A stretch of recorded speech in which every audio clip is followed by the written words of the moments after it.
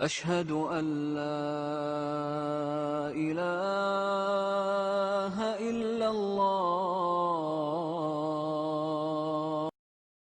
Bismillah wa salatu wa salam à Rasulullah. Allahu Akbar. Les montagnes piquées terrestres, une autre miracle scientifique dans le Coran présenté par notre frère suisse converti à l'islam. Au nom de Dieu, le tout clément, le tout miséricordieux. Les montagnes piquées terrestres. Allah exalté soit-il dit, n'avons-nous pas fait de la terre une couche et placé les montagnes comme des piquets? Sourate la Nouvelle, versets 6 et 7. Al-Naba. La vérité scientifique. L'on ignorait tout jadis des montagnes, excepté le fait qu'elles sont des masses rocheuses élevées au-dessus de la surface de la terre. Cette définition resta de mise jusqu'à ce que Pierre Bouguer signale en 1835 que les forces gravitationnelles enregistrées de la montagne de la chaîne montagneuse des Andes sont beaucoup inférieures à ce à quoi l'on pourrait s'attendre concernant une si immense masse montagneuse.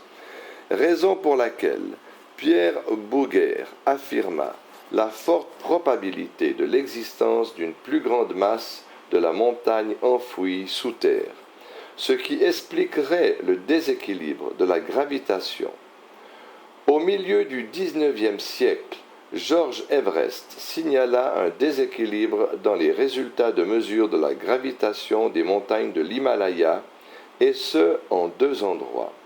Ne pouvant pas expliquer ce phénomène, Everest lui donna comme nom l'énigme de l'Inde.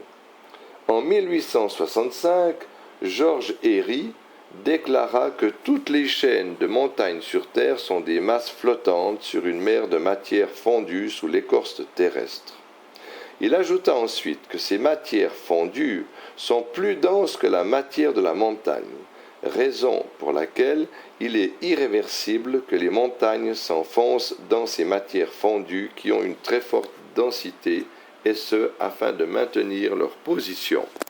Ainsi, la géologie découvrit-elle petit à petit que l'écorce terrestre est constituée en fait de plaques lithosphériques et que ces grandes montagnes flottent sur une mer de roches molles d'une forte densité. La géologie découvrit aussi que les montagnes ont des racines qui les aident à flotter et à stabiliser les plaques afin qu'elles ne subissent aucun déséquilibre.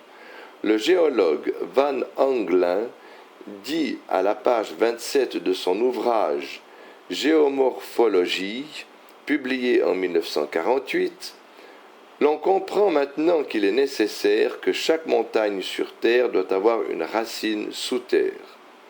Quant à la fonction de la montagne dans le raffermissement de l'écorce terrestre, elle fut corroborée par le principe de l'équilibre hydrostatique de la Terre, comme cela fut affirmé par le géologue américain Doughton en 1889, qui dit que l'enfoncement des massifs montagneux dans la Terre va crescendo avec la hauteur des montagnes.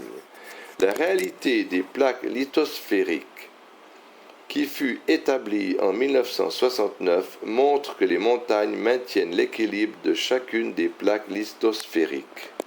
Aspect miraculeux. Alors que l'homme pataugé, encore dans une ignorance de la réalité des montagnes qui resta de mise jusqu'au milieu du XIXe siècle, le Saint-Coran affirma, dans les versets ci-dessus, que les montagnes sont des piquets du point de vue de leur forme et de leur fonction. Et de nos jours, la véracité de cette comparaison coranique minutieuse fut démontrée. Étant donné que le piquet est formé d'une partie saillante au-dessus de la surface de la Terre et d'autre part, d'une partie enfoncée dans l'écorce terrestre et qui a pour fonction de raffermir ce qui est accroché au piquet.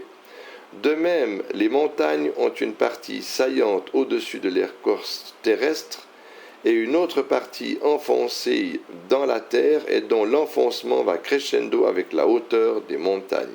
Il est utile de noter que la fonction des montagnes est la stabilisation des plaques lithosphériques qu'elles empêchent de connaître un quelconque déséquilibre susceptible d'être occasionné par la couche fondue qui est sous les montagnes.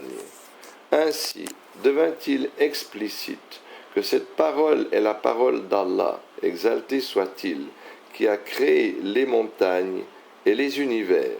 Allah exalté soit-il dit à cet effet, ne connaît-il pas ce qu'il a créé, alors que lui, le compatissant, le parfaitement connaisseur.